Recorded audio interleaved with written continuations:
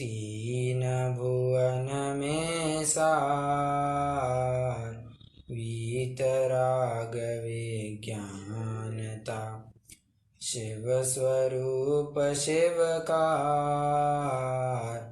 नमः त्रियोग समारिके।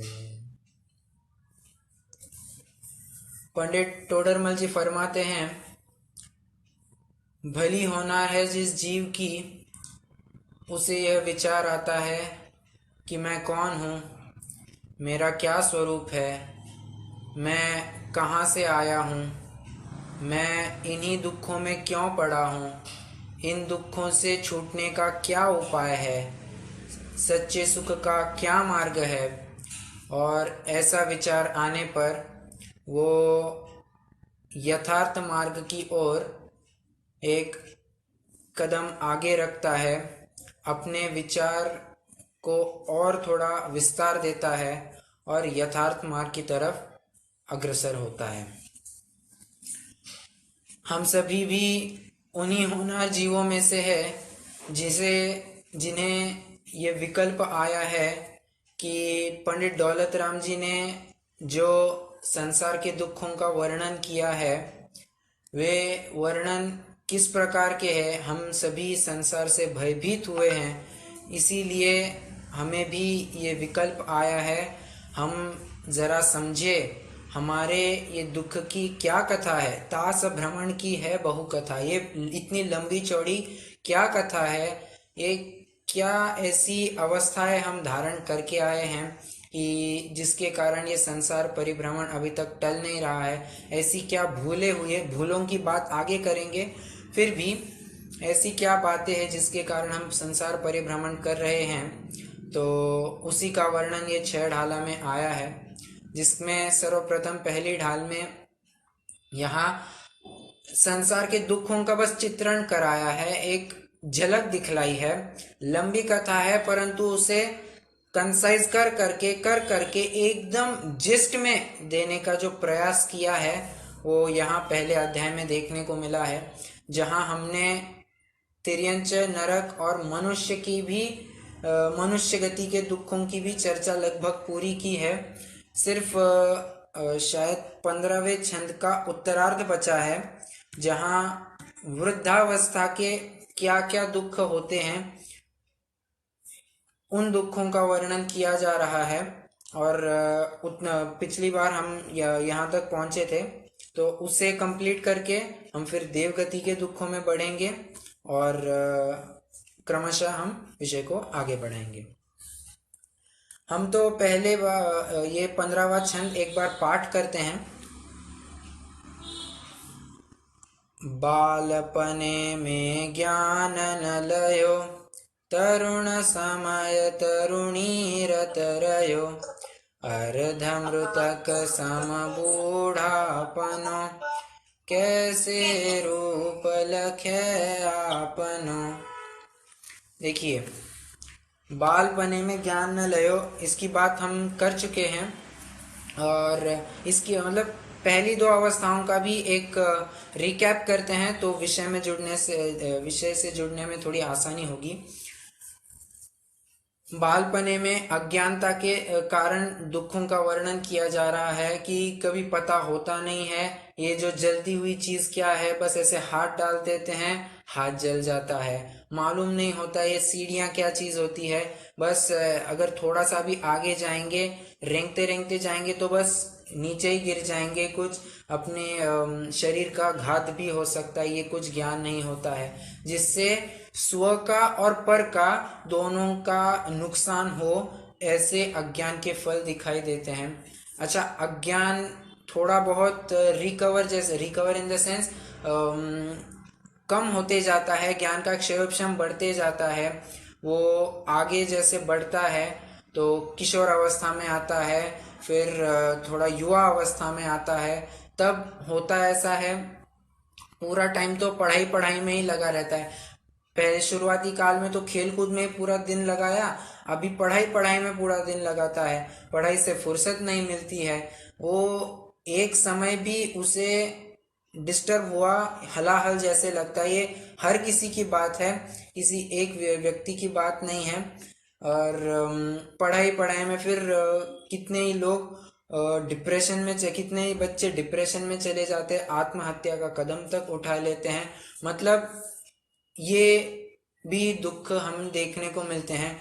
अब वो डिग्री प्राप्त कर पढ़ाई पूरी करे, फिर ज्ञान अपना करियर ओरिएंटेड हो जाता है, तब जॉब लग जाएगी, कुछ व्यापार आदि करेगा, अपना बिजनेस सेट करेगा, प्रोफेशन चालू करेगा। सो इन सब बातों में फिर उसको ट्रेनिंग इत्यादि इत्यादि बातों में क्लाइंट जमाना, नौकरी करना, ये सभी बातों में फिर हम तरुण अवस्था में आते हैं। तो तरुण अवस्था में फिर इन सभी बातों को ध्यान में रखते हुए अपने विषय भोगों की भी चाह बहुत बड़ी हुई होती है।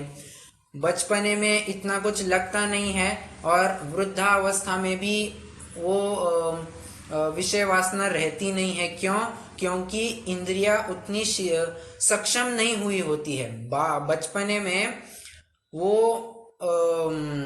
कहना चाहिए कि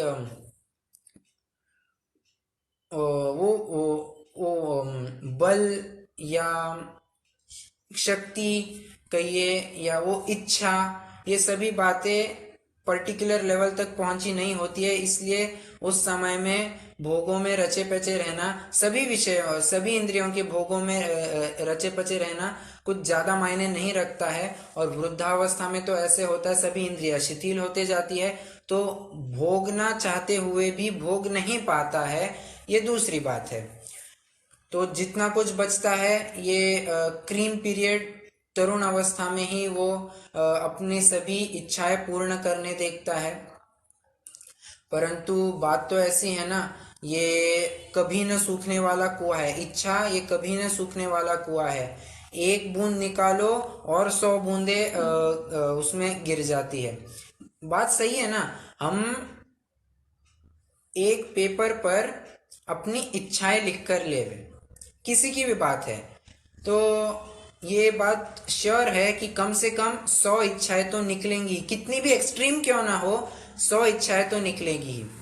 एक इच्छा उसमें से पूर्ण क्या हुई, और फिर से कहे अगली इच्छा और तुम्हारी क्या इच्छा है ये बताओ, तो उन 100 में और 100 ऐड हो जाएंगे। मतलब ये इच्छा कभी अंत ही नहीं होती है। इन इच्छाओं की पूर्ति में ही ये पूरा दिन लगाता है, और ऐसे करते करते वो अपनी तरुण अवस्था को भी बिता देता है। और अंततोगत्वा ये होता है कि ऐसी अर्धमृतक सम बूढ़ापनो, आइए अपने विषय में, अर्धमृतक सम बूढ़ापनो ऐसी अवस्था में पहुंच जाता है जहां आधा मरण जैसी स्थिति ही बनी रहती है। अभी ये एक जनरलाइज स्टेटमेंट लेकर चल रहे हैं। कहीं कहीं पर देखा जाता है लोक में कि जीव थोड़ा व्यायाम इत्यादि करके, खान पान का विवेक रख कर, क्या खाना क्या नहीं खाना, थोड़ा स्वास्थ्य संबंधी जानकारी रख के वृद्धावस्था में भी स्वस्थ बना रहता है। परंतु 99% केसेस में तो यही देखने मिलता है। आप किसी भी वृद्ध को उठाकर देखिए ना, हर कोई आज डायबिटीज से ग्रस्त है, हार्ट की बीमारी से ग्रस्त है, शुगर होगा, लिवर की कोई प्रॉब्लम होगी, किडनी की कोई प्रॉब्लम, इंसुलिन की कोई प्रॉब्लम होगी, कोलेस्ट्रॉल होगा, कुछ ना कुछ तो होता ही होता है। अरे बुढ़ापे में क्यों, अभी जवानों में देखने को मिलता है बराबर। तो ये सभी बातें अब जवानी में ही होने लगी है, तो बुढ़ापे में कहना ही क्या।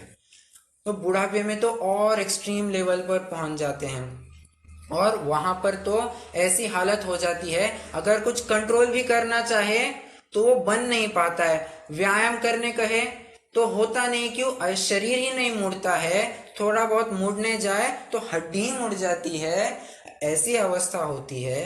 तो उस अवस्था में सुख कैसे हो सकता है? बिल्कुल भी नहीं हो सकता है। और पिछली कक्षा में भी ये बात आई थी कि ये यहाँ पर तो उन्होंने अर्धमृतक मतलब मरा हुआ आदमी से, मरे हुए आदमी से उन्होंने कंपैरिजन की है।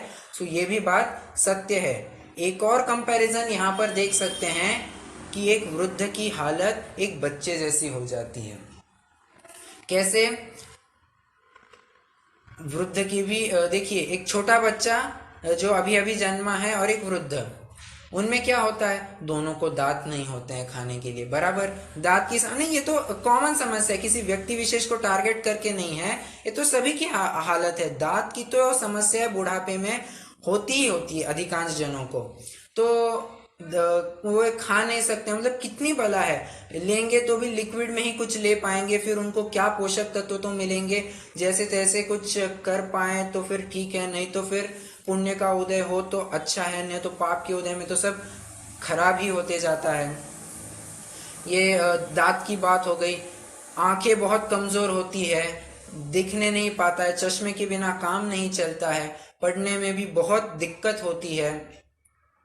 और वृद्ध लोगों को सुनाई कम देता है, ये भी बराबर है। बच्चों को भी थोड़ा कहते हैं कि कम सुनने में कभी कभी थोड़ी तकलीफ आ जाती है। तो ये सभी बातें हम देख सकते हैं। वृद्ध अवस्था में चलने के लिए कोई सहारा लगता है, कोई चल लेते हैं, पर अधिकांश जनों को लाठी लगती है या कोई कंधा देने के लिए लगता है। अगर थोड़ी यात्रा भी करेंगे तो गाड़ी होगी तो ही हम सफर कर पाएंगे, नहीं तो चलना तो फिर बहुत दूर की बात है।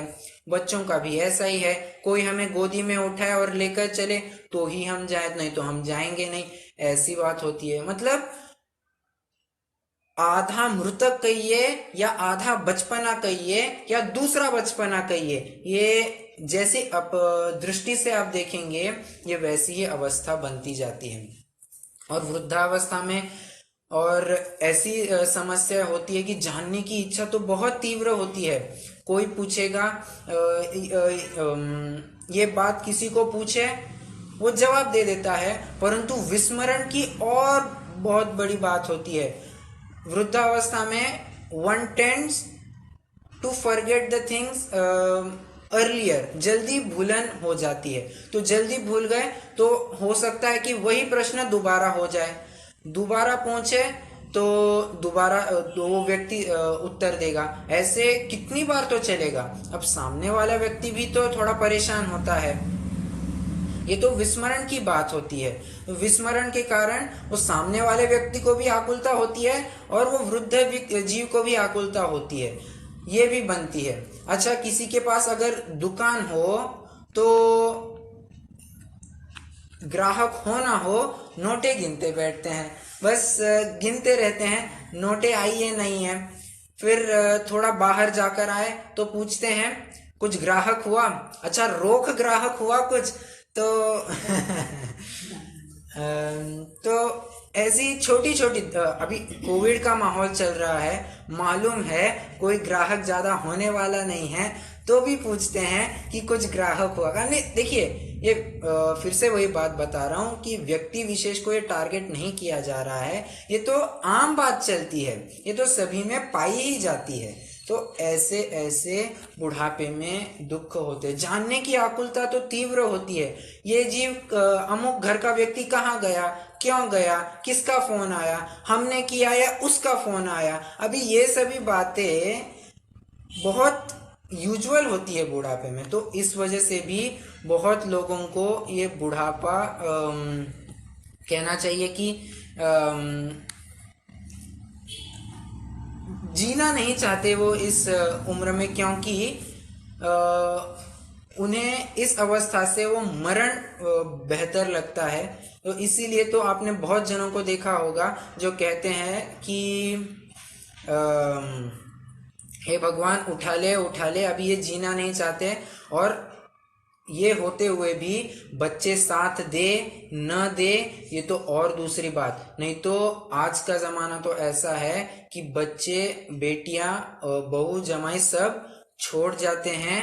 माँ बाप कैसे तो भी वृद्ध माँ बाप अपने बेसहाय बेवारस पड़े रहते हैं, कोई ख्याल रखने वाला होता है नहीं, और आया के भरोसे, नौकर के भरोसे छोड़ दिया जाता है कितनी कुछ समस्याएं हैं। अभी जो बात हम अपने बच्चों के सामने रख सकते हैं, जो सेवा बच्चों के माध्यम से हो सकती है, क्या वो नौकर के माध्यम से हो सकती है? निश्चित तौर पर नहीं हो सकती। अरे उसका असंख्यात्वा हिस्सा भी कहूं तो कोई अतिशयोक्ति नहीं होगी। कुछ मायने नहीं रखता है वो नौकर क्या सेवा कर रहा है, बराबर है। और आपने अगर फिर वो एक चीज मिलेगी वंडरफुल, ये पिक्चर, ये डॉक्यूमेंट्री देखी होगी, ये पिक्चर देखी होगी, तो उसके अंत में भी यही बात तो कही है ना कि एक जीवन की कथा कैसे शुरू होती है। तो कहता है पहले बचपने में खेल खिलौनों में सुख नजर आता है, फिर थोड़ा बड़ा हो जाए तो दोस्तों के साथ घूमना फिरना, पिक्चर इत्यादि में मौज मजे करना, फिर करियर ओरिएंटेड होता है, फिर best in business, best in society, इसको अपनी स्टेटस मेंटेन करने के लिए वो प्रयासरत रहता है। फिर ऐसा करते करते थोड़ा मान सम्मान पा भी लेता है, तो तब तक उम्र निकल जाती है और वृद्धावस्था आ जाती है। लगता है कि हमारे बच्चे हमें सपोर्ट करेंगे, परंतु तब तक तो उनके सो कॉल्ड सुख पाने की यात्रा शुरू हो जाती है। तो ऐसे में आधार भी नहीं मिलता है, तो इसकी वजह से बुढ़ापा बहुत दयनीय लगता है। परंतु भाग्यवान है वे वृद्ध जीव या वे प्रौढ़ जीव जिन्हें इस अवस्था में भी उनका स्वास्थ्य बहुत अच्छा है। वे उन्हें धर्म सुनने के लिए कोई, धर्म पढ़ना पढ़ाने के लिए कोई मिला है, तो उनके महापुण्य का उदय आया है। और बेटा लड़कियां संभाल रही है, तो उनके बहुत ही पुण्य का उदय है। इसलिए बुढ़ापे में तो फिरने गिरने से अच्छा है कि हम अपने स्वाध्याय में ही लगे। और हमने एक और बात देखी थी आयु कर्म की चर्चा करते वक्त, क्या कि जैसे जैसे हमारे आयु समाप्त होने को आती, कहिए या हमारी आयु पूर्ण होने आती है, वैसे वैसे हमारे अपकर्ष काल भी ज्यादा पड़ते हैं, बराबर। मतलब जैसे जैसे मान लीजिए 80 साल की आयु है, तो पहला अपकर्ष काल तो कब आएगा? 81 है, तो पहला अपकर्ष काल तो 54 वर्ष के बाद आएगा, मतलब इतना बड़े काल के बाद। फिर 18 वर्ष बचे होंगे तब 12 वर्ष के बाद, मतलब 66 वर्ष में आएगा। देखिए, तो टाइम पीरियड कम कम होते जाता है, और कम कम होते जाता है तो आयु बंध के चांसेस ज्यादा होते हैं, आयु बंध के चांसेस ज्यादा होते हैं। और इसमें अगर अपन कह सकते हैं कि वृद्धावस्था में आयु बंध के चांसेस ज्यादा होते हैं। और इस समय में अगर परिणाम खराब हो जाए तो खराब गति बंधती है, फिर से हमें जीरो से स्टार्ट करना पड़ता है। खराब गति हुई तो तिर्यंज नरक गति में ही जाएंगे और कहाँ जाएंगे, बराबर। तो ऐसी ये वृद्धावस्था में अपने परिणामों को क्यों संभालना चाहिए, इसकी भी प्रेरणा की जाती है। ठीक है, हमें देखिए, हम थोड़ा सा भटक गए विषय से, परंतु थोड़े लिंकिंग पॉइंट्स लगाकर बराबर हम इस विषय से ये निष्कर्ष निकाल सकते हैं कि वृद्ध अवस्था बहुत जर रूपी जरा, देखिए कहा जाता है ना, जर रूपी जरा माने बुढ़ापा नामक रोग भी ऐसे कहा जाता है। और इस रोग से बचे रहना या इस रोग में संभले रहना परम आवश्यक होता है। अर्धमृतक सम बूढ़ापनो, कैसे रूप लखे आपनो, कैसे शरीर तो पूरा झर जाता है, मतलब झुर्रिया आ जाती है, पूरा शरीर सूख कर काटा हो जाता है, हड्डी बस दिखने लगती है, कैसे चलते हैं, तो बहुत ही विद्रूप लगता है जीव। जो तरुण अवस्था में, जो यौवन अवस्था में वो सुंदरता रहती है, उसका कुछ हिस्सा भी वो वृद्धावस्था नहीं रहता है। कैसे रूप लखे आपनो, वो रूप किसी से देखा नहीं जाता है, इतनी खराब अवस्था होती है। तो ये हमने मनुष्य गति के 3 मुख्य अवस्थाओं की चर्चा की, बचपन, यौवन और पचपन। ठीक है, तो इन 3 अवस्थाओं की चर्चा करने के पश्चात अभी पंडित जी कहते हैं, कभी तो उसके थोड़े शुभ भाव किए होंगे, उसने थोड़ा व्रत तप संयम कुछ कर दिया होगा, थोड़े उपवास किए, थोड़े एकासन किए, थोड़ा दान इत्यादि किया, तो इसके कारण उसका थोड़ा पुण्य बंध हुआ और इस पुण्य संचय के कारण वो देवगति में प्राप्त हुआ, देवगति को प्राप्त हुआ। तो अभी ये देवगति की चर्चा शुरू करने जा रहे हैं, ठीक है। तो चलिए हम 16वां छंद पढ़ते हैं।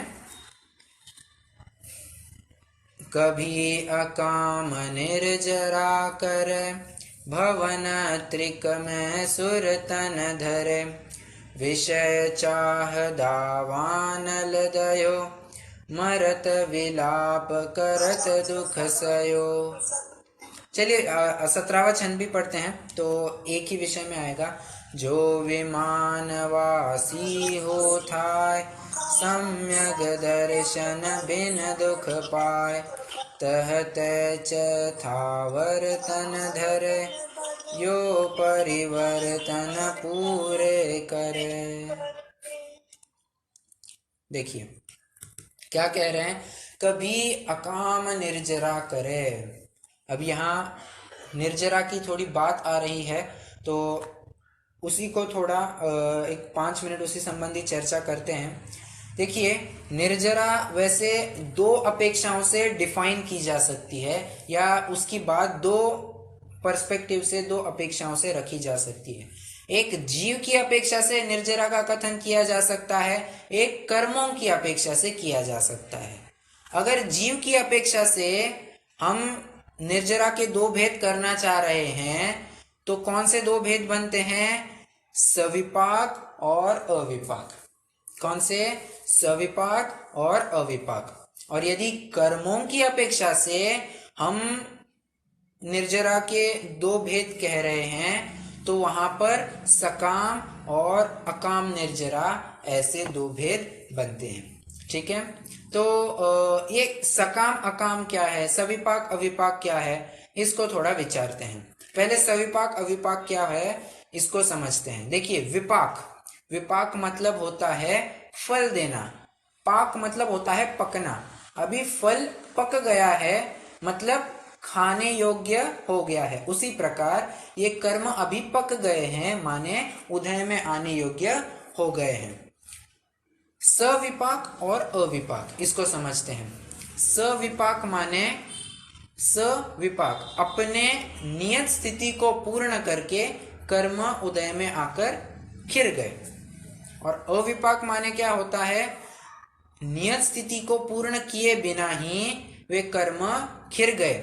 माने जीव आत्मोन्मुखी पुरुषार्थ से, सम्यक्त्व रूपी पुरुषार्थ से जो कर्म उदय में आने से पहले ही खिरा देता है, उसे हम अविपाक निर्जरा कहते हैं, ठीक है। इसीलिए जो 7 तत्वों में निर्जरा तत्व बताया गया है, वो निर्जरा तत्व अविपाक निर्जरा का परिचायक कह सकते हैं, ठीक है। देखिए जो हमने अभी सविपाक और अविपाक निर्जरा बताया, तो सविपाक निर्जरा वो होती है जो बंध पूर्वक निर्जरा होती है। बंध किया, स्थिति पूर्ण हो गई, उदय में आ गया। और जो अविपाक निर्जरा है वो संवर पूर्वक निर्जरा है। कैसे? हमने कर्म को उदय में आने से पहले ही रोक दिया और फिर खिरा दिया, बराबर। तो ये संवर पूर्वक निर्जरा बताई जाती है। और जो 7 तत्वों में निर्जरा तत्व बताया है, वो संवर पूर्वक निर्जरा तत्व का जिक्र है, और वही उसी को हम अविपाक निर्जरा भी कह सकते हैं, ठीक है। इस सविपाक अविपाक की बात हो गई जीव की तरफ से। अभी आते हैं कर्मों की तरफ से, सकाम और अकाम। देखिए काम मतलब होता है इच्छा, सकाम माने इच्छा सहित, और अकाम माने इच्छा रहित। इच्छा रहित और इच्छा सहित क्या? निर्जरा। अब यहां इच्छा मतलब भी इच्छा, ठीक है, इच्छा ही समझ लीजिए। इच्छा से जो कर्मों का खिरना होता है उसे हम सकाम निर्जरा कहते हैं। और इच्छा किए बिना जो निर्जरा होती है उसे अकाम निर्जरा कहते हैं। जैसे हम उदाहरण लेते हैं, कोई ट्रेन से सफ़र कर रहा है और सफ़र करते करते उसने अपने बैग में झांक कर देखा तो उसने पाया कि अरे अपना तो टिफ़िन ही नहीं है। बहुत कशाय करने लग गया, क्या टिफ़िन नहीं देते हैं, घर वाले इतना ख्याल नहीं रख सकते क्या, मम्मी इतना नहीं दे सकती क्या, घरवाली इतना देख नहीं सकती क्या, क्या समझता नहीं है क्या, बस उनके नाम से ताने मारते बैठता है और कशाय से परिणाम गुजारते गुजारते अपने स्थान पर पहुंच जाता है। दूसरा जीव खड़ा कीजिए। दूसरा जीव वो है जो भी ऐसे ही सफ़र कर रहा होता है, अपनी बैग में झांकता है, पाता है कि टिफ़िन तो है नहीं, परंतु वो कहता है चलो कोई बात नहीं, एक दिन टिफ़िन नहीं मिला उसमें क्या बड़ी बात है, अपन इतने टाइम से तो खाते ही आए हैं, एक दिन थोड़ा कम खा लेंगे या नहीं खा लेंगे उसमें कोई बड़ी बात नहीं, चलो अपन ऐसे ही चल देते हैं। तो ये भी दूसरे प्रकार का जीव है। और तीसरे प्रकार का जीव वो है जो कहता है भैया मुझे तो टिफ़िन देना ही मत, मैं तो बस अब सफ़र करना है, सफ़र में तो क्या खान पान की बात रहेगी, क्या शुद्धि अशुद्धि कुछ रहती है नहीं, तो बेहतर यही रहेगा मैं घर पर लौटने के बाद ही जो कुछ ग्रहण करना है वो ग्रहण करूँगा, अभी तो मैं बस ऐसे ही अपना तत्व चिंतन करते हुए सफ़र पूरा कर दूंगा। ये तीसरा जीव है। अभी हमें क्लासिफाई करना है कौन सा जीव कौन सी निर्जरा कर रहा है। डेफिनेटली जो तीसरा जीव हमने खड़ा किया था, जो बुद्धिपूर्वक वो टिफिन बैग नहीं लेकर गया था, वो सकाम निर्जरा में जाएगा, बराबर। बचे हुए दो जीव जो हैं, पहले और दूसरे, वे अकाम निर्जरा के दायरे में आते हैं। परंतु जो पहला जीव है वो अकाम निर्जरा, वो उसकी अकाम निर्जरा पाप बंध में कारणीभूत है। क्यों? कषाय कर रहा है ना, तो पाप बंध होगा। और दूसरा जो जीव है वो अकाम निर्जरा तो कर रहा है परंतु उसमें समभाव रख रहा है, इसलिए वो पुण्य बंध का कारण होगा। तो हमें ये दूसरे जीव जैसे परिणाम जिसके पाए जाते हैं या इनके समान जितने जीव होते हैं, इनकी समान निर्जरा करने वाले जो जीव होते हैं, उन्हें खड़ा करना है। तो ऐसी कैटेगरी वाली अकाम निर्जरा करके भवनत्रिक में सुरतन धरे। अकाम निर्जरा करके भी कहाँ जन्म लेता है? भवनत्रिक में। भैया जी, हाँ जी, एक बार फिर से लो। अच्छा वो पूरा चार्ट दोहराओ क्या? नहीं, वो सकाम अकाम निर्जरा जो पुण्य वाला वो सब आपने बोला ना, वो लिखने में रह गया, मतलब सुनना और लिखना दो। ठीक है, मैं बोलता हूँ, फिर से बोलता हूँ। नहीं तो ऐसा हो सकता है क्या, मैं रिकॉर्डिंग तो शेयर करूँगा तो फिर आप उसी में से सुन लीजिए, नहीं तो क्या है फिर आज विषय थोड़ा लेंदी हो सकता है तो पूर्ण करने में थोड़ी दिक्कत होगी। ठीक है। आप रिकॉर्डिंग सुन लीजिए, तो 30 मिनट के आसपास वो रिकॉर्डिंग मिल जाएगा, तो आप तभी सुन लीजिए। अभी क्या थोड़ा विषय को अपन कंटिन्यू करते हैं, ठीक है? ओके। भवनत्रिक में सुरतन धरे। अच्छा, इसके पहले देवगति के बंधों की देव आयु स्पेसिफिकली अगर बोलना चाहूं, देव आयु के बंध के कारण तत्वार्थ सूत्र जी में गिनाए हैं 6वें अध्याय में। सराग संयम, संयमा संयम, अकाम निर्जरा, बाल तपांसी, दैवस्य। ये मैंने संधि करके पढ़ी, हमें अर्थ समझना है, इसलिए क्या क्या कह रहे हैं? देवगति के बंध का, देव आयु के बंध के कारण बता रहे हैं। सराग संयम माने 6वां गुणस्थान, संयमा संयम माने 5वां गुणस्थान, बराबर। अकाम निर्जरा, अभी ये जो अकाम निर्जरा है, हमने वो दूसरी कैटेगरी वाली देखी ना, वो अकाम निर्जरा, और यहां जो कभी अकाम निर्जरा करे वो समझना, ठीक है? और बाल तप, किसके कारण है? देव आयु के बंध के कारण है। तो देखिए और आगे भी बताते हैं, सम्यक्त्वंच मतलब सम्यक्त्व भी देव आयु के बंध का कारण है। हालांकि उसका अभी कोई हमें विषय नहीं लेना है, परंतु फिर भी बता दिया कि देव आयु के ये बंध के कारण होते हैं।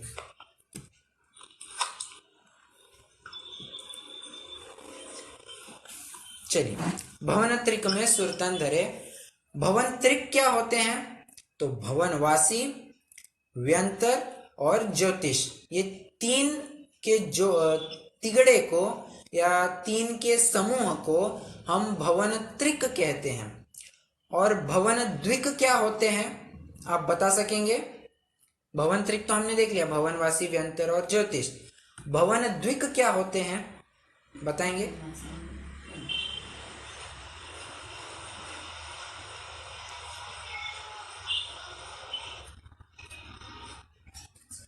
देखिए, भवनद्विक माने भवनवासी और व्यंतर, ये दो गर्भित किए जाते हैं। ठीक है, तो अकाम निर्जरा के कारण भवनत्रिक में ये जीव मतलब पर्याय धारण करता है। अभी ये भवनत्रिक जीव, मतलब भवनत्रिक में सिर्फ भवनवासी और व्यंतर ये दो ही आए? ना, भवनद्विक में देखिए, द्विक और त्रिक ये शब्दों का थोड़ा फेर है। त्रिक माने तीन और द्विक माने दो। तो भवनद्विक कहा तो भवनवासी और, मैंने तो द्विक सुना ही नहीं, मतलब अच्छा, ओके, तो मैं कंफ्यूज हो गई। ओके। तो भवनत्रिक माने, फिर से बता दूं, भवनत्रिक माने भवनवासी, व्यंतर, ज्योतिष। भवन द्विक माने भवनवासी और व्यंतर। ओके, अब ये तीन जो होते हैं, ये देव गति की सबसे इंफीरियर पर्याय मानी जाती है। क्यों? अरे इनके भी अपने बहुत दुख होते हैं। हम भवनवासी के जीवों की ही देख आए हैं। क्या वे तो बस नरक गति में, अगर नरक पृथ्वियों में अगर उनका जन्म हो तो बस वे आपस में भिड़ाने का ही काम करते हैं। अभी कितने अबे कोई यहाँ पर भिड़ाते हुए दिखे, ए तू इसको मार, ए तू उसको मार, ये देख तुझे गाली दे रहा है, ये तुझे देख क्या बोल रहा है, ऐसी बातें करने वाले की परिणाम शांत होंगे या आकुल चित्त होंगे? अवश्य ही आकुल चित्त होंगे। तो इसी प्रकार ये भवनवासी देव, देखिए सभी भवनवासी देव भिड़ाने का काम नहीं करते।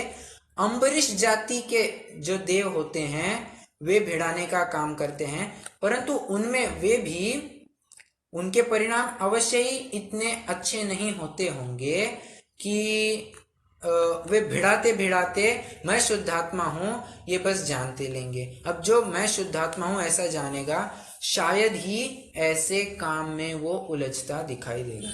ठीक है, व्यंतर, अभी देखिए यहां पर उनके दुखों का वर्णन चल रहा है। पहले भवनत्रिक के दुखों का वर्णन बताएंगे, फिर वैमानिकों के दुखों का वर्णन बताएंगे। तो ये भवनवासी की बात की हमने एक संक्षेप में। व्यंतरों के कैसे होते हैं? वे तो हमारे आसपास में ही बने रहते हैं बराबर। हम जहां बैठे हैं हमारे बाजू में ही कितने ही अनेक व्यंतर अभी विद्यमान है। आप बैठे हैं, आपके आजू बाजू में आपको घेर कर अनेक व्यंतर व्यंतरिणियां हैं। मेरे बाजू में घेर कर अनेक व्यंतर व्यंतरिणियां हैं। हर एक जीव के बाजू में होता है, मतलब पूरे व्यापे हुए हैं। अब ये व्यंतर लोगों का, व्यंतर देवों का एक बहुत कहना चाहिए कि दुर्गुण कहिए या उनकी अपेक्षा से गुण कहिए, ये बहुत कुतूहल प्रिय होते हैं। इनको मजाक मस्करी करना बहुत अच्छा लगता है, तो किसी को भी ये छेड़छाड़ करने लग जाते हैं। अगर इनको लगे तो ये बहुत जनों को तकलीफ देना चालू करते हैं। हम जो सुनते हैं ना, इसको भूत चेट गया, तो ये भूत चेट गया मतलब ये व्यंतर जीव ही होते हैं। अब व्यंतर जीव स्वयं को जैसे लगे वैसे उस मनुष्य से कार्य करवाता है। नहीं वो कार्य कराता है, विष्टा खाने लगाता है, मूत्र पीने लगाता है, कभी कभी तो आत्महत्या तक करा लेता है, करने को बाध्य करता है। सॉरी, किसी के खून कर देता है। मतलब इतनी इतनी सब हरकतें ये व्यंतर करते हैं। क्यों? बस उन्हें कुतूहल होता है। अभी इनके कुतूहल की वजह से किसी दूसरे को कितनी तकलीफ हो रही है, मतलब स्वयं को भी आकुलता और दूसरे को भी आकुलता। अच्छा, किसी को अगर भूत चेट जाए तो उसे भगाने के लिए एक और बलशाली व्यंतर लगता है, तो उसे सिद्ध करना पड़ता है। तो जब उस बड़े व्यंतर को सिद्ध करेंगे तब जाकर वो हम उस छोटे व्यंतर को भगा पाएंगे। व्यंतरों की और ऐसी समस्या होती है, उनको अगर कोई काम नहीं दे, मतलब मान लीजिए किसी ने व्यंतर को सिद्ध किया है, उसे एक समय भी, मतलब एक टाइम पे भी कोई ऐसा काम नहीं दिया, तो जिसने उसे सिद्ध किया है उसी को परेशान करने लगता है। अब देखिए क्या हालत है। तो ऐसे में एक चुटकुला भी कह देते हैं कि किसी एक व्यक्ति ने व्यंतर सिद्ध किया और थोड़े बहुत कुछ काम हो गए, तो व्यंतर बार बार आकर उसे परेशान करने लगे, तुम मुझे काम दो, तुम मुझे काम दो, नहीं तो देखो मैं तुम्हें खत्म कर रहा हूँ, ये तुम्हारा ये नुकसान कर डालूंगा, ये ऐसे बातें करने लग गया। तो अभी उस व्यक्ति को समझ में नहीं आ रहा है, तो उसने एक तरकीब की। उसने कहा, तुम यहां से नीचे, सीढ़ियों से नीचे उतरो, फिर से ऊपर आ जाना, ऊपर आए पुनः नीचे चले जाना, फिर से ऊपर आना। ऐसे तुम, जब तक मैं तुम्हें नया काम कहने ना करूं तब तक तुम यही काम करते रहना। ऐसे एक चुटकुला भी कह देते हैं।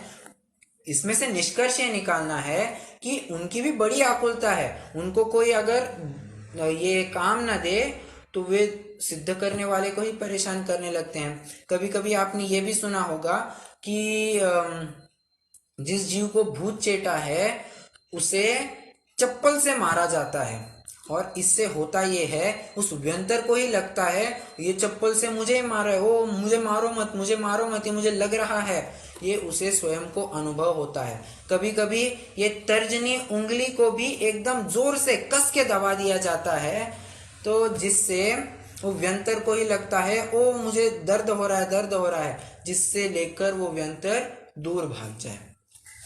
तो देखिए मतलब कितने दुख होते हैं इन व्यंतर जीवों के। और ज्योतिष जीवों के तो कहना ही क्या, उनको तो बस अपनी चक्कर काटते रहना है। किसके चक्कर काटने हैं? सुमेरु पर्वत के। देखिए ये ज्योतिष जीव हमें क्या सीख देते हैं, जिसे बहुत भ्रमण करने का भाव है वे ऐसी पर्याय में जाते हैं जहां पर तुम्हें सिर्फ गोल गोल गोल गोल घूमते ही रहना है। देखिए मतलब ज्योतिष जीव में कौन कौन आता है? सूर्य, चंद्र, ग्रह, नक्षत्र और तारे, ये 5 आते हैं बराबर। तो ये क्या करते हैं? मेरु प्रदक्षिणा नित्य गतयो नृलोके, ये मध्य लोक में मेरु की प्रदक्षिणा करते रहते हैं, मतलब गोल गोल गोल गोल घूमते रहना। हालांकि वे गोल गोल घूमते नहीं हैं, वे सेमी सर्कल में घूमते हैं बराबर, वैसे घूमते हैं, परंतु घूमने का ही तो काम हो रहा है ना बराबर। तो ज्योतिष जीवों के ये और दुख होते हैं। इस प्रकार भवंत्रिक में सुरतन धरे, विषय चाह दावानल दयो, मरत विलाप करत दुख सयो। और जब मरण का समय आता है तो फिर अंत में बिलखे 6 मास, कहे हम कैसे उसको देव, दशाचारो गति की दयनी, दया का किंतु न यहाँ विधान। वो जयमाला में शायद सिद्ध पूजन की जो बाबूजी ने लिखी है, युगल जी ने, तो उनकी सिद्ध पूजन की जयमाला में है। देवों के जब आयु पूर्ण होने आती है तब एग्जैक्टली 6 महीने पहले उनकी मंदार मालाएं मुरझा जाती है। अब मुरझा जाती है तो जितनी भी उनका कांतिमान शरीर था, ये कांतिमान भोग सामग्रियां थी, मालाएं, अंगूठी, जितने भी सामग्री थी, ये सभी की दिव्यता खत्म होने लगती है। देखिए, देव किसे कहते हैं? दिव्यंती इति देवा, जो दिव्य हो उसे देव कहते हैं। अभी जिसे अपनी पूरी आयु कम से कम 10,000 साल दिव्यता ही दिव्यता देखने की आदत हो चुकी है, वो अगर ऐसे अचानक से पूरा भकास और फीका देखने लग जाए तो उसे कितनी बेचैनी होगी। और अगर वो अवधि ज्ञान का प्रयोग करके थोड़ा ये जाने कि अपनी आगामी आयु कौन से होने वाली है, और उसमें भी ये जान लेवे कि अपनी अगली आयु तो एकेंद्रिय की होने वाली है, तो तीव्र संक्लेश परिणाम कर करके वहां की आयु बिताता है और पाप बंद करके वो खराब गति में चले जाता है। विषय चाह दावानल दयो, मरत विलाप करत दुख सयो। विषय चाह दावानल, देखिए विषय और इच्छा और विषय की इच्छा, हम ऐसी तीनों बातें ले सकते हैं। क्या क्या कहा? विषय, इच्छा और विषय की इच्छा, तीनों ही बातें ले सकते हैं। इन तीनों की दावानल में दयो, दावानल में जल जल कर या उस अग्नि में रह रह कर मरत विलाप करत दुख सयो, वो विलाप कर करके मरण प्राप्त करता है। अभी ये दावानल में कैसे जलते रहता है, तो इसकी भी थोड़ी एक इसकी भी एक थोड़ी झलक देखते हैं। अब जैसे जैसे ऊपर के स्वर्गों में जाएंगे, माने देवों का जैसे जैसे स्तर बढ़ते जाता है, भवनवासी, व्यंतर, ज्योतिष, फिर सौधर्म स्वर्ग आएगा, ऐशान स्वर्ग, जैसे बढ़ते बढ़ते सर्वार्थ सिद्धि तक जाएंगे, वैसे वैसे उनकी स्थिति, प्रभाव, सुख, द्युति, लेशा, विषयतोधिकाः, ऐसा तत्वार सूत्र का एक सूत्र है। एक मिनट, हाँ मैं वो खोल के ही रखा हूँ, अभी वो मिल नहीं रहा है, एक मिनट। हाँ,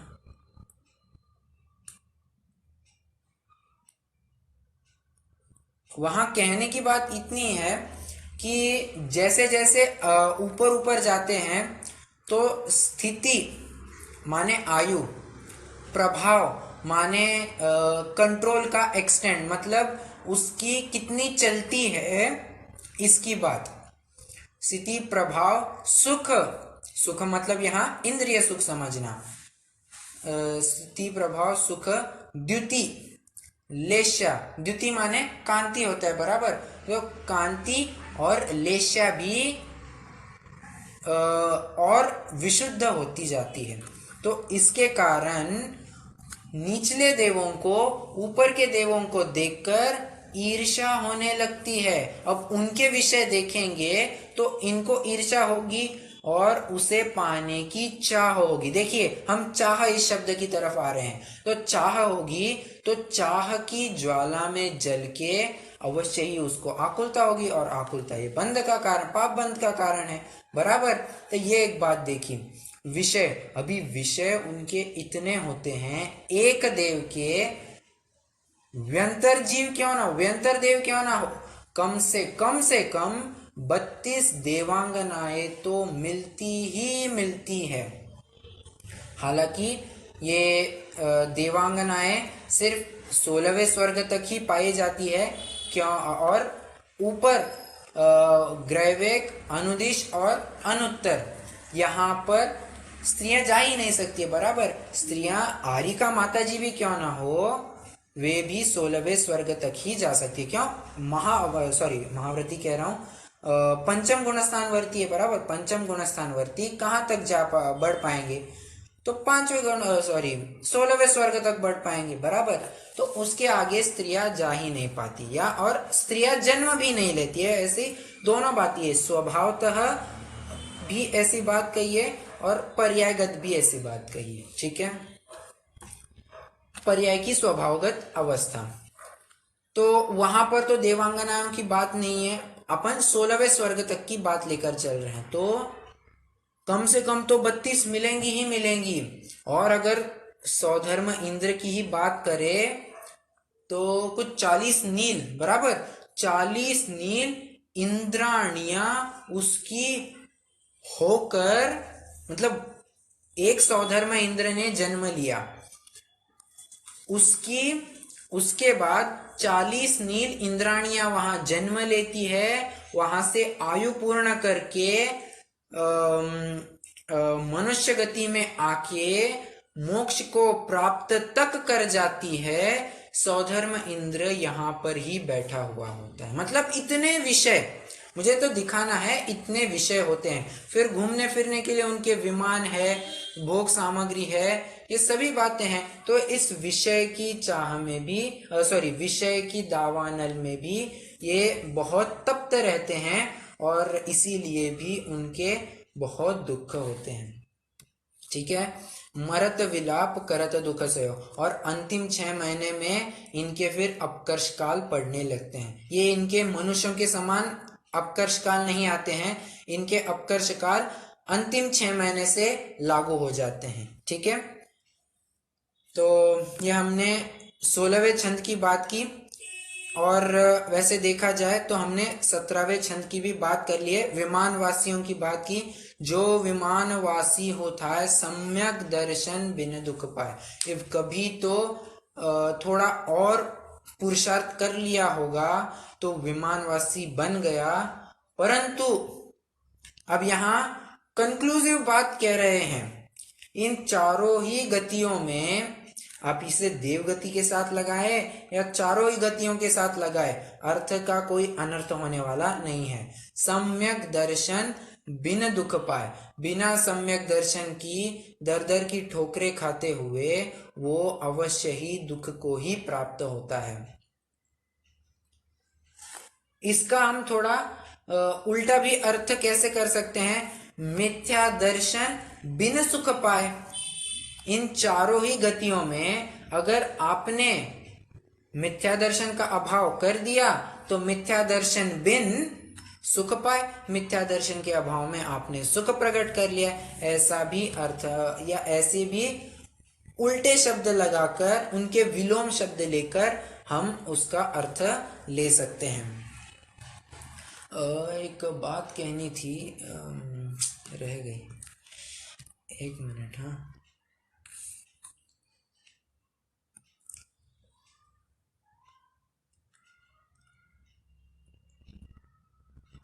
चलिए ठीक है। हाँ जी, तो सम्यक दर्शन, जो विमानवासी होता है सम्यक दर्शन बिन दुख पाए, तहते च थावर तन धरे। अभी इस पद की थोड़ी सी चर्चा करनी है। तहते च थावर तन धरे मतलब वहां से उसने बहुत, जो अभी ऊपर कह कर आए कि मरत विलाप करत दुख सयो, ऐसे संक्लेश परिणामों से उसने मरण किया। वहां पर रह रहकर उसने तीव्र आकुलता के परिणाम किए, व्याकुलता की आकुल व्याकुल हुआ और खराब मरण करके स्थावर पर्याय में उसने तन धारण किया। अभी स्थावर पर्याय में भी कौन सी अवस्था वो धारण कर सकता है? स्थावर में तो कितने 6 ऑप्शन पड़े, 6 क्यों, हम 12 कह सकते हैं, बराबर, क्योंकि पृथ्वी कायिक, जल कायिक, अग्नि कायिक, वायु कायिक, साधारण वनस्पति और प्रत्येक वनस्पति, इनके सूक्ष्म बादर ऐसे भेद लगा सकते हैं। परंतु एक हटा देना चाहिए, सूक्ष्म प्रत्येक वनस्पति नहीं होती है, प्रत्येक वनस्पति बादर ही होती है। तो हम कह सकते हैं कि ऐसे 11 ऑप्शन, मोटे मोटे तौर पर हम ऐसे 11 ऑप्शंस कह सकते हैं, कोई बात नहीं। तो इन 11 ऑप्शंस में से कितने किसी भी अवस्था में जा सकता है क्या? तो कह रहे हैं नहीं। ये चित्र को थोड़ा सा निहारो, ये कौन से पेज नंबर का, पेज नंबर 14 पर जो चित्र दिया हुआ है, दूसरा चित्र, तो वहां पर एक देवमर के स्थावर बन रहा है, उसकी बात कर रहे, उसका चित्रण किया है। तो कौन से स्थावर बन सकता है, ये नोट करने लायक बात है। वहां पर हमें झाड़ पेड़ पत्ती दिखाई दे रही है। हाँ, दिखाई दे रही है। तो झाड़ पेड़ पत्ती ये कौन सी वनस्पति होती है? प्रत्येक वनस्पति ही होती है, बराबर। जो दिखती है वो प्रत्येक वनस्पति हो सकती है, बराबर। तो देवमर के प्रत्येक वनस्पति हो सकता है। वहां पर एक नदी दिखाई दे रही है क्या? हाँ, दिखाई दे रही है। तो देवमर के जलकायिक भी हो सकता है। अच्छा, वहां पहाड़ दिख रहे हैं क्या? हाँ, पहाड़ भी दिख रहा है। तो इससे हम एक और निष्कर्ष निकाल सकते हैं कि वे पृथ्वीकायिक भी हो सकते हैं। अब कोई यहाँ तर्क करे कि वायुकायिक तो दिखाई नहीं देती, वो तो सर्वत्र होती है, तो वायुकायिक भी बन सकते हैं। वायुकायिक क्यों नहीं लिया? तो वायुकायिक को इसमें गर्भित नहीं किया है। तत्वासूत्र की टीकाओं में इन्हीं 3 अवस्थाओं का जिक्र हुआ है। कौन सी? प्रत्येक वनस्पति, जलकायिक और पृथ्वीकायिक। इन 3 स्थावर पर्यायों में ही जा सकता है। और इससे हम एक और निष्कर्ष निकाल सकते हैं कि साधारण वनस्पति और क्या था, वायुकायिक, अग्निकायिक, ये बहुत ही हल्की पर्याय, मतलब बहुत ही खराब आयु अगर बांधी हो तो इन अवस्थाओं में जाना पड़ता है। ये देखिए, देवमर के इन 3 अवस्थाओं में जाता नहीं। कभी सूक्ष्म जीव बनता नहीं, कभी अपर्याप्तक बनता नहीं। ये कुछ बातें हैं जो देवमर के कभी हो नहीं सकता। पर्याप्तक ही होता है, परंतु एकेंद्रिय में जाएगा। तो कौन से 3? प्रत्येक वनस्पति, जलकायिक और पृथ्वीकायिक बनेगा। ठीक है। और नारकी की क्या अवस्था है इसमें? तो नारकी जीव की ये है, आप बता सकेंगे नारकी जीव मर के कौन सी पर्याय धारण कर सकता है? 1 इंद्रिय, 2 इंद्रिय, 3 इंद्रिय, पंचेंद्रिय, कौन सी? तो नारकी मर के पंचेंद्रिय अवस्था ही लगा रहा हूं। पंचेंद्रिय, संगी पंचेंद्रिय, हाँ, असंगी भी नहीं। 7वें नरक का नारकी भी क्यों ना हो, संगी पंचेंद्रिय ही बनता है। अब देखिए, इसमें से हम देव अवस्था और नरक अवस्था, इनका अगर इनकी थोड़ी तुलना करेंगे तो एक और बात सिद्ध होती है। देवगति में जाने पर एकेंद्रिय पर्याय में जाने का खतरा मंडरा रहा है, परंतु नरक गति में जाएंगे तो हमारे पंचेंद्रिय संगी पने की पर्याय तो अवश्य नहीं छूटेगी। इससे ये फलितार्थ कतई नहीं निकालना चाहिए कि हमें नरक गति में ही जाना चाहिए। क्यों? अरे, हमारी संगी पर्याय चली जाएगी इसलिए हम तो नरक गति में ही जाना चाहते हैं। नहीं, ये हमने एक अपेक्षा से कथन किया है। दूसरी अपेक्षा इष्टोपदेशकार भी हमें बताते हैं। वरम व्रतैर पदम दैवम नाव्रतैर वत नारकम छाया तपस्थयोर्भेद प्रतिपालयतोर महान। दोस्त की राह देखते हुए धूप में खड़े रहने से अच्छा है कि तुम छांव में रुको। उसी प्रकार नरक अवस्था में क्यों जाते हो, थोड़े शुभ परिणाम करो, देव अवस्था में जाओ, ये भी एक अपेक्षा दी जाती है। परंतु यहाँ पर दुखों का वर्णन चल रहा है, इसीलिए कह रहे हैं कि देवगति में जाएंगे तो गाफिल होने के पूरे चांसेस है, और नरक अवस्था में जाएंगे तो भले ही वहां बहुत काल तक हमें दुख यातनाएं सहन करनी पड़ेगी, परंतु एक बात की गारंटी, सिक्योरिटी हमें मिल रही है कि हमारा संगी पना तो अवश्य छीना नहीं जाएगा। देखिए, इसका उदाहरण क्या ले सकते हैं। कोई जीव ट्रेन से, 1 ही मिनट रहे, 2 ही मिनट की बात रही है, उसको लेते हैं, फिर विषय को विराम ही देंगे। कोई जीव ट्रेन से सफर कर रहा है तो कैसे सफर करना पसंद करेगा? लेटकर या खड़े स्टैंडिंग जाना पसंद करेगा? लेटकर जाना पसंद करेगा। स्टैंडिंग में तो मान लीजिए कन्याकुमारी से कश्मीर तक जाना है, उदाहरण ले रहे हैं, अभी इतना टाइम उसे स्टैंडिंग ही रहना है, बेचारे की तो हाल खराब हो जाएंगे। और लेट कर जाना है तो बस आराम से रहना है। परंतु लेटकर जाने में एक खतरा है। क्या? हमारे पास जो सामान है, जो हमारी पूंजी है, संपत्ति है, वो छीने जाने का भय है। हम लेटकर रहेंगे, सो जाएंगे, गाफिल हो जाएंगे, मालूम नहीं काल रूपी डाकू आ जाए, हमारी आयु खत्म हो जाए, या हमारी जो संपत्ति है वो लेकर चली जाए। वो क्या है, कर्मचोर, कर्मचोर हमारा सब कुछ हमारा लूट कर चला जाएगा। तो गाफिल होने के बहुत चांसेस है। जबकि अगर स्टैंडिंग जाएंगे तो थोड़ा खड़े रहने का श्रम जरूर लेना पड़ेगा, परंतु हमारी पूंजी बची रहेगी।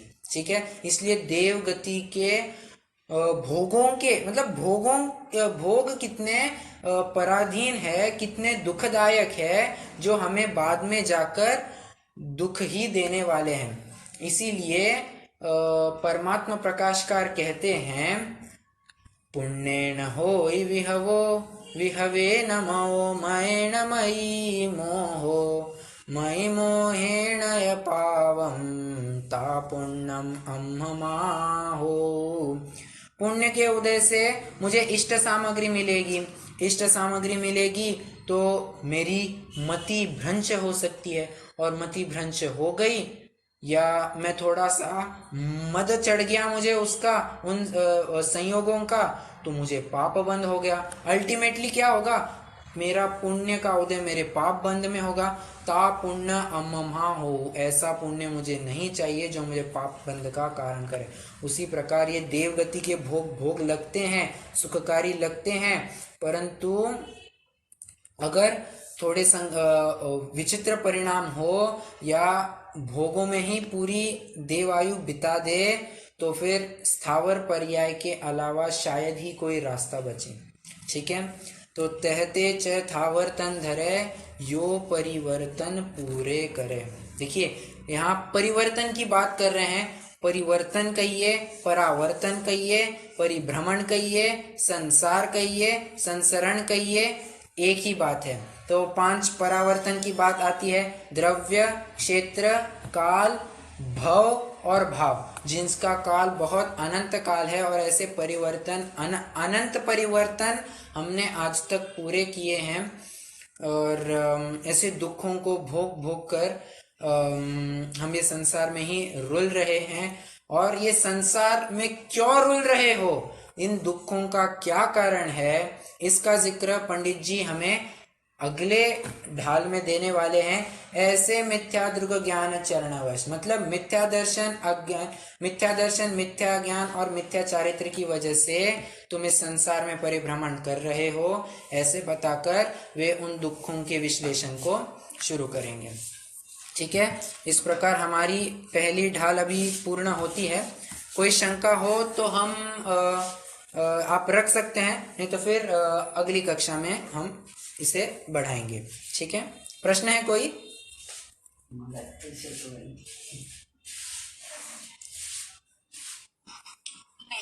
तो आप बस वो रिकॉर्डिंग बस रेफर कर दीजिए तो आपको मिल जाएगा। ठीक है, चलिए।